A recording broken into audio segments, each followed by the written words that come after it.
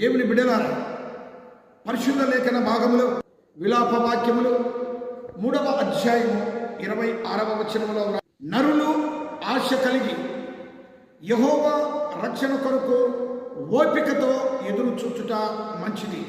దేవుని బిడ్డలారా, ఇక్కడ ఓపిక అన్నది చాలా ప్రాముఖ్యమైనది. ఇది మనుషులమైన మనకు ఎంతో ప్రాముఖ్యమైనది. ప్రభువైన యేసుక్రీస్తు నుండి ఆశీర్వాదములు వచ్చేంత వరకు, దీవెనలు వచ్చేంత వరకు, ఆయన ఇచ్చినటువంటి వాగ్దానములు నెరవేర్చే వరకు ఓపికతో ఉండడము చాలా ప్రాముఖ్యమైనది. ఈ ఓపికలో అబ్రహామును మనం జ్ఞాపకం చేసుకొనవచ్చును, ఇస్సాకును జ్ఞాపకం చేసుకొనవచ్చును, హన్నాను మనం జ్ఞాపకం చేసుకొనవచ్చును. అబ్రహామును 75 సంవత్సరములలో పిలిచిన దేవుడు 100 సంవత్సరముల వరకు సంతానము లేని సమయంలో 25 సంవత్సరములు ఓపికతో ఉన్నాడు. అలాగనే ఇస్సాకు కూడా అనేక సంవత్సరములలో సంతానము లేని సమయంలో ఇస్సాకు ఓపికతో ఉన్నాడు. అనేక సంవత్సరముల నుండి సంతానము లేకున్నను హన్నా ఓపిక కలిగి దేవుని ప్రార్థించి తనకు కుమారుని కలిగే రీతిగా దేవుని ప్రసన్నతను పొందుకున్నది.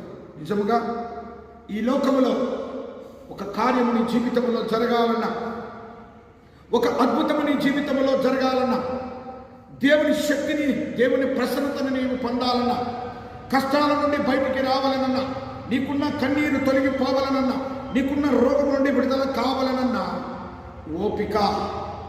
దేవుడు బాగు చేయగలడు, బాగు చేస్తాడు అనే నమ్మకముతో ఓపికతో ఉండాలి. ఎందుకనగా దేవుడు నిన్ను బాగు చేయడానికి ఒక క్షణము చాలు.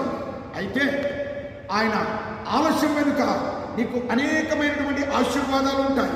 ఈ ఆలస్యంలో అనేక విషయాలు నీవు తెలుసుకునవలను కనుక నీకు ఇలాంటి ఆలస్యాల ద్వారా కొన్ని కార్యాలు త్వరగా జరగవు. ఇక్కడ నేను ఒకటి మీకు లోక సంబంధంగా జ్ఞాపకం చేస్తున్నా. నీకు రోగము వచ్చిన సమయంలో డాక్టర్ దగ్గరికి వెళతావు. వెళ్ళిన రోజే డాక్టర్ నీకు ఆ రోగానికి విడుదల కలిగే రీతిగా మాత్రలు ఇవ్వరు. అయితే డాక్టరు ఒక కోర్స్ అంటే ఇస్తారు. ఇన్ని దినాలు నీవు వాడితే తర్వాత నీవు బాగవుతావు, నీ రోగము బాగవుతుందని.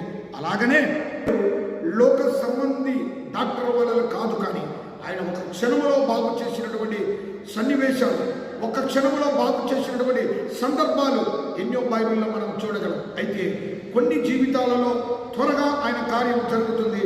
కొన్ని జీవితాలలో నీకు అనేక విషయాలు తెలిసి ఈ లోకంలో ఉన్న పాపము నుండి సమస్తాన్ని నీవు విడిచిపెట్టిన తర్వాత నీ జీవితంలో నీ ఓపికను బట్టి, నీ విశ్వాసమును బట్టి, నీ నమ్మకమును బట్టి దేవుడు గొప్ప కార్యం చేస్తాడు.